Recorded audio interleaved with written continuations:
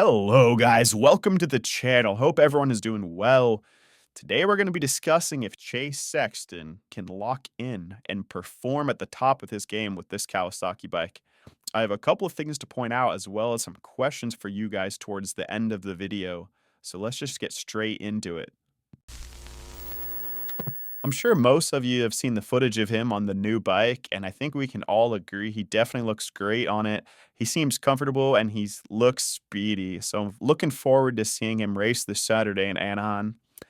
But that brings me to my point of I don't know if he's going to be able to stay out of his head and lead this championship.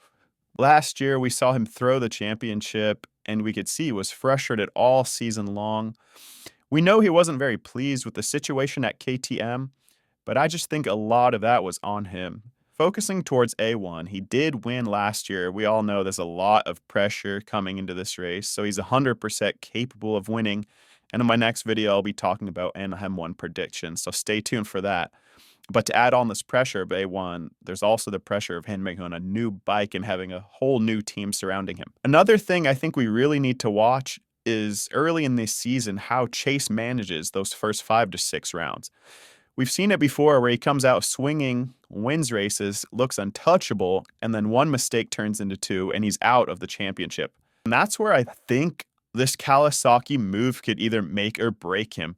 On one hand, a fresh start can be exactly what a rider like Chase needs. New bike, new environment, new motivation. Sometimes that's all it takes to reset mentally and get that hunger back. On the other hand, if things don't click immediately, that frustration can creep in fast, especially with the expectations that are already on him. I'm really curious to see how he races when he's not leading. We all know Chase is incredible out in front, clean air, but how he handles those gritty main events where he's buried in the pack, dealing with the chaos and has to be patient. That patience is something we've seen from guys like Jet and Eli over the years, and it's honestly been the difference in these championships.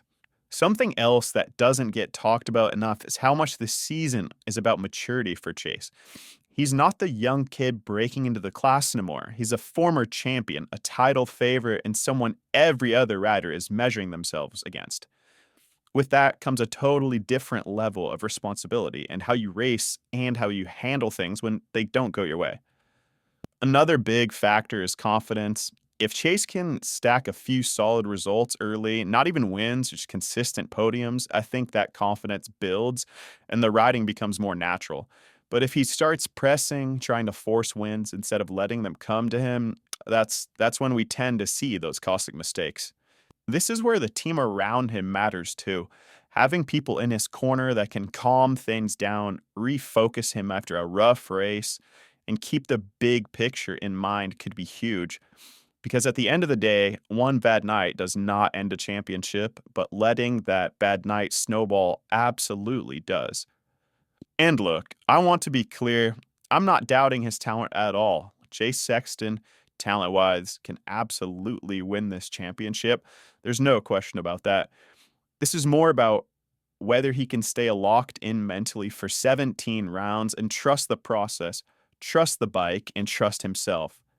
And we've seen flashes where he looks like he's turned that corner, especially when he's riding loose and letting the race come to him. But then there's those moments where you can almost see the pressure building. And instead of backing it down just a notch, he tries to make something happen in that moment. And that's just not going to work over a full Supercross season. So I feel like for Chase, this season really feels like a test of restraint. Not just how fast he can be, but how smart he can be over the long haul. If he can find that balance between aggression and control, that's when we could see the best version of him yet. But now I really want to hear from you guys. So do you think the Kawasaki is the missing piece for Chase Sexton? Or do you think the consistency issues are still going to hold him back?